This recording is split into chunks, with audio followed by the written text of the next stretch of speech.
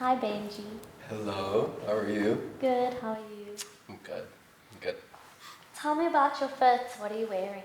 My fit. So my shirt is by a South African designer, and my pants are vintage Pradas, €1 might I add, and my belt is a vintage Jean Paul Gaultier, and shoes just thrift shop.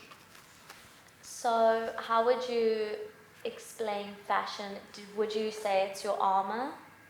Totally, yeah. I think my mood day to day really depends on how good I feel I look, and if I like my outfit, if I feel I look good, I feel better, my mood's better throughout the day, I feel like I'm more productive and outgoing. And I think it's important that I put that effort in for myself. Are you studying at the moment? Or working? Yes, I'm doing a fashion styling undergraduate course at Polymoda, and I'm graduating in less than 3 weeks. Wow. How have you liked being in Italy? I've loved it, honestly. I really, really have. Florence in particular.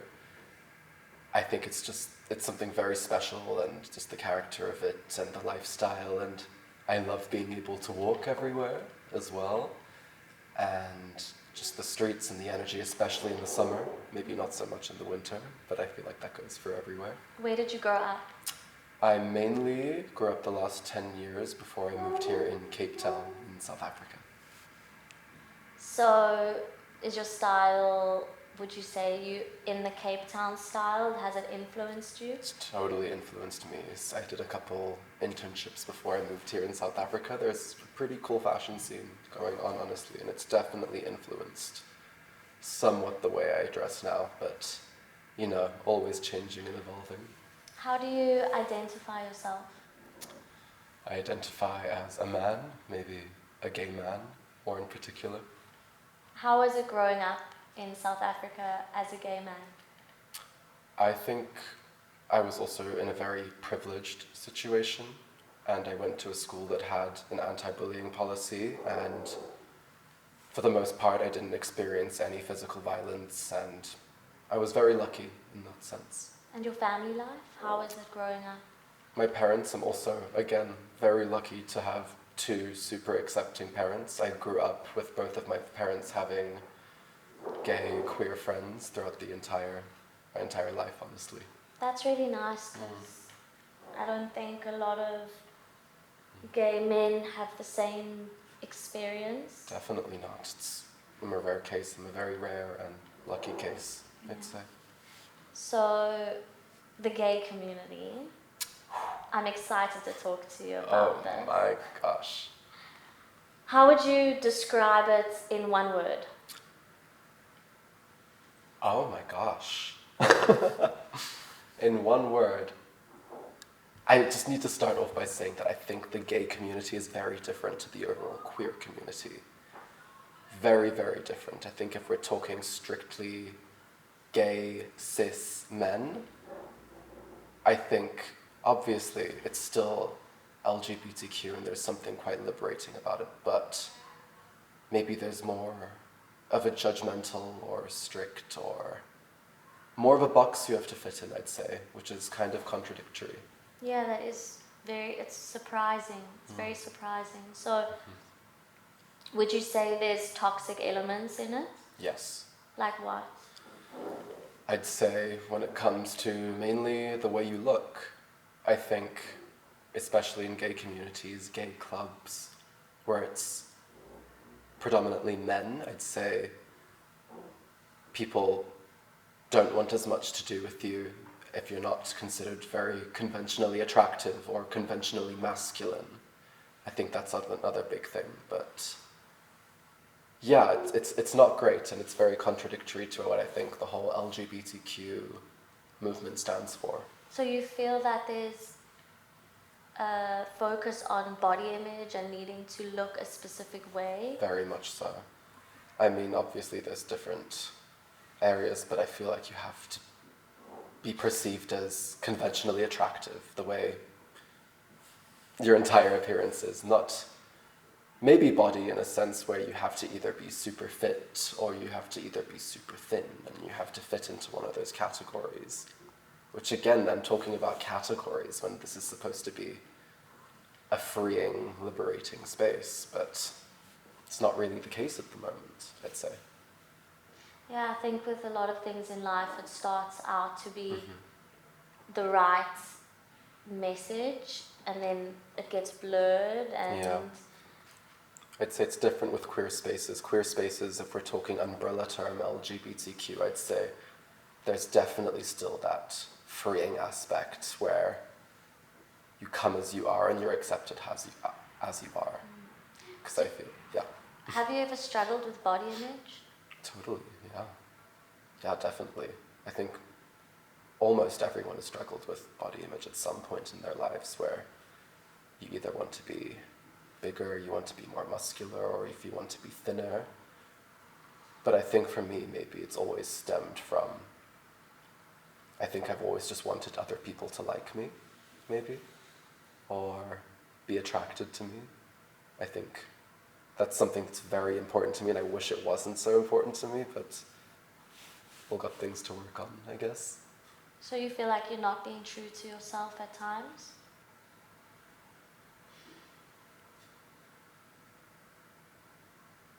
Perhaps, I guess. But then, I wouldn't say it's not being true to myself. I mean, if I'm struggling with body image, and let's say maybe I want to start eating healthier, if I want to start exercising more, I don't think it's necessarily doing harm to myself, but it's maybe just the motive behind it that's not very healthy. So are you being true to yourself if the motive is based on what others think? I guess not. Do you feel like you belong in where you are right now? So whether that may be fashion, you're studying, the city, your community. Yes. At the Polymora University, I've really found a really strong sense of belonging. I feel like it's maybe the first time I feel like I've really been surrounded by my people and people who understand me and get me, and it was life-changing for me, really. I've never felt like that in such a place. This has been, honestly, a great experience for me socially. Have you ever struggled with mental health Yes? in South Africa? Yes. I'd say the COVID period was quite difficult for me, and maybe after the COVID period, it was a bit difficult. I'm a very social person, I'd say. I like to be surrounded by people. I feel like being surrounded by people often uplifts me.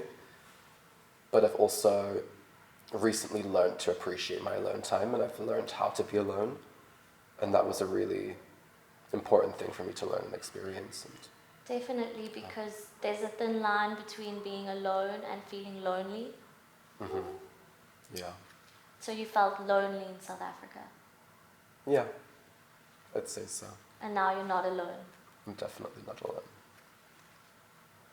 In the gay community, have you found love? That's a tricky question for me, honestly, because sometimes if I look at my past relationships, I question, after a long time of thinking recently, I think, was I in love? But a lot of people have told me if I have to question it, it's probably a no. But I'm not sure. I think a lot of the time I base my relationships off of, I start with, I just want them to like me. I think it's a validation thing. I think the most important thing is for them to like me, and I feel like sometimes I just learn how to like them as well, or maybe I just learn how to appreciate their appreciation for me. But then again, it's circles back to that validation. And not being true to yourself. Perhaps. Have you ever been heartbroken? Yeah. Not even maybe just in a love contexts, but I think, yeah, breakups as well. I mean, What has been your worst heartbreak? Tell me a story. It was probably my first ever boyfriend when I was 17. And he went to the same high school that I went to as well, but he had just graduated and I was, I think, in the 11th grade. And I remember when he was still at my high school, all the girls thought that he was so cute and he was the cutest guy. And no one expected me to be the one to date him first, so that felt really cool. I felt quite cool for that. And it was my first relationship, so I guess I didn't really know how much to expect, and my expectations were perhaps high. So when it ended, I think everyone's first heartbreak is always a rough one, and it had me for like 2 weeks just very upset. But I haven't had a breakup like that since. So it broke you? Temporarily. That's good. Temporarily. Did it scare you to love again? No, not yet. So you're not scared to love? I'd say now I am. But I also don't know if I've loved. I haven't quite figured that out either. I think now I'm just at a point where I'm quite fed up. Just a bit fed up right now. Why are you fed up? It's the same thing, I feel, every time, every relationship. I feel like it ends in a similar way. But I just don't know what causes it. The ending usually isn't initiated by me. And I never know why, and sometimes I question, is it the same thing? Is there something wrong that someone's not telling me about? Because I feel like every single time it's something different, and I improve that thing, and there's something else wrong. And I think, again, circles back to the validation aspect where I feel like I'm missing something, or I need to improve on this or improve on that, whether it's my personality, the way I look, my lifestyle, and Do you feel it's like pressure. you feel like you're the problem? As of recently, yeah, I'd say. Because it's just become such a common pattern, I think maybe I've circled back to myself and I've taken a look. What am I missing, maybe? I think it's the hardest thing going through a breakup, because a lot of the times we think it is us, especially if you've been broken up with. Mm-hmm. You're going to think it's all you. Yeah. And to some extent it can be, but sometimes people are just not your people, Yeah. and that's okay. And it's not healthy to break yourself down every time and to rebuild and take the pieces that they liked, because you lose yourself. Yeah. I guess so. And the next person, you think, okay, now this will be good because now I fixed that. Like you said, you fixed that thing, but then it happens again. Mm-hmm. And that can be quite disheartening. Yeah. Because I feel like there's something new every time that I have to maybe chase or improve, maybe, so I'm eventually perfect in that sense. Do you feel very judged By who? by some people in your life?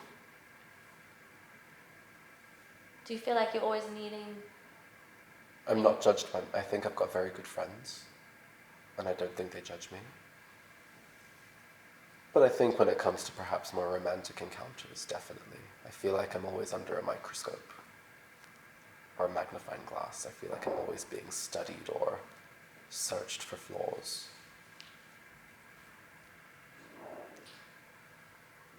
How does that feel, though?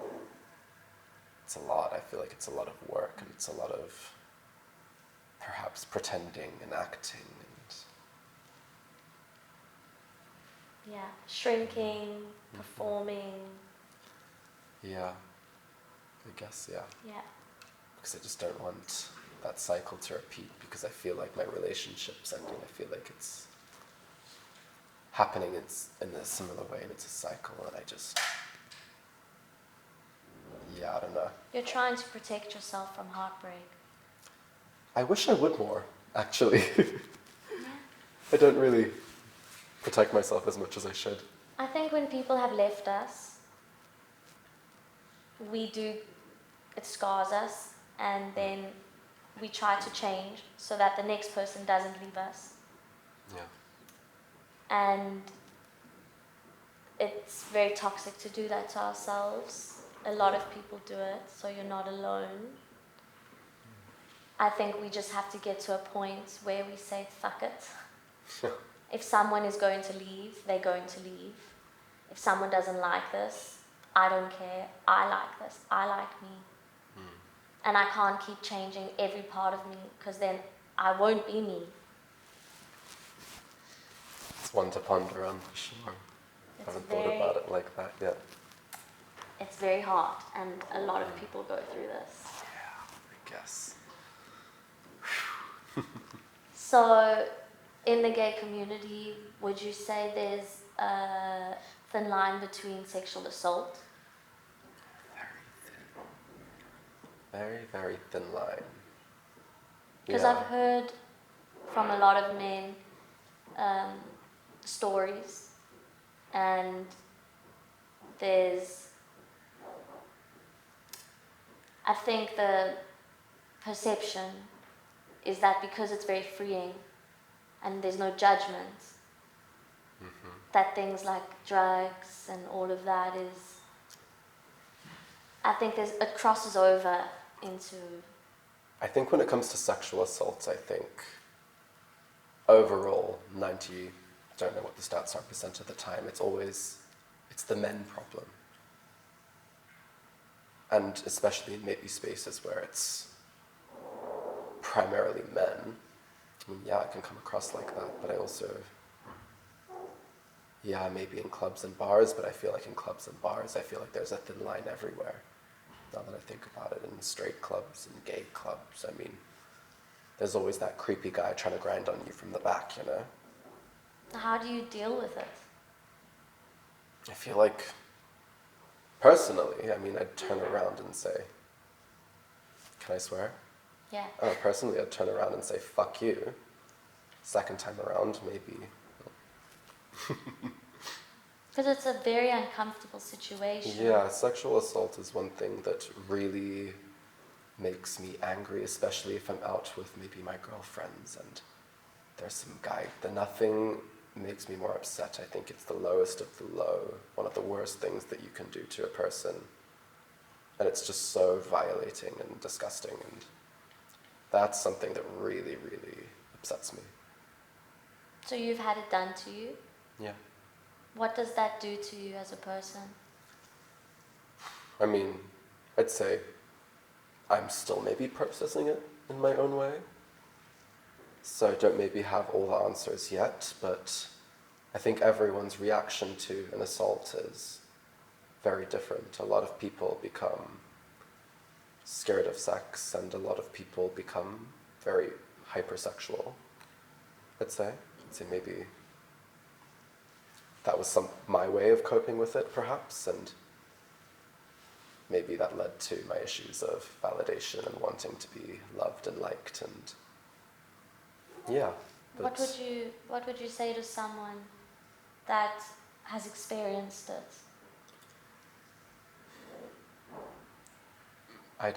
I'd love to just chat with them about it. I feel like when you speak to other survivors of it, I feel like that's the best way to heal and talk it through. I just want to conversate with that person as much as,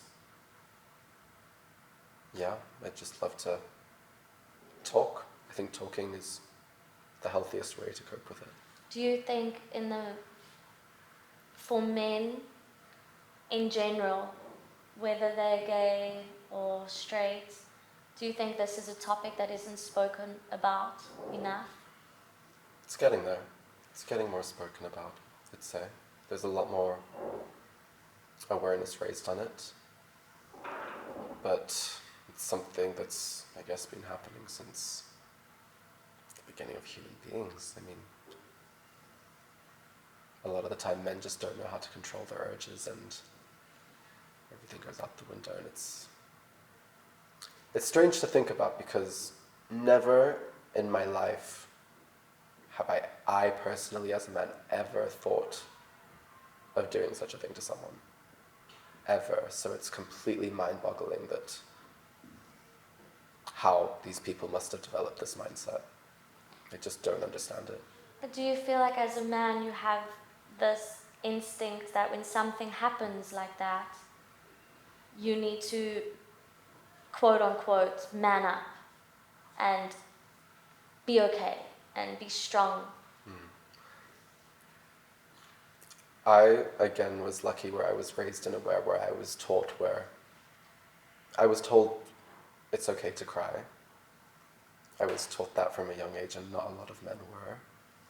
And I think I'm very lucky for that, and I also think it's positively impacted the way perhaps I deal with my feelings. I can be more open about it, and I'm not as ashamed about it, and I don't see it as weakness, but for a lot of men, I feel like if that's drilled in your head at a young age, I mean, it's just gonna... Changing the way you handle your emotions is a difficult thing to do, because it's instinct. It's not something you can just change, because you can't control your emotions. You can only maybe perhaps control how much you suppress them, and when it becomes a habit, it's a hard one to break. What would you say to the men who don't cry or are afraid of crying?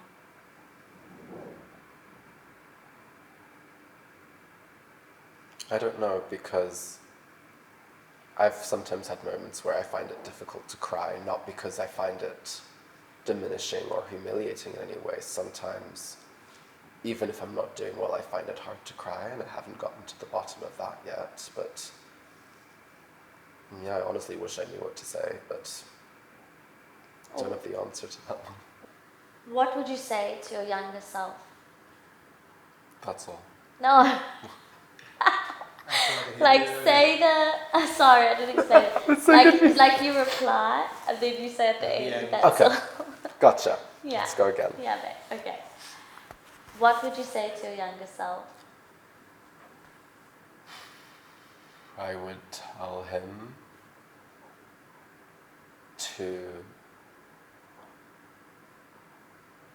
I would tell him that he has value, and people who don't see that, you shouldn't be constantly trying to please them. Don't put yourself in situations where you aren't wanted, because no matter how many times you show up, still not going to want you. Find somewhere where you're wanted. That's all.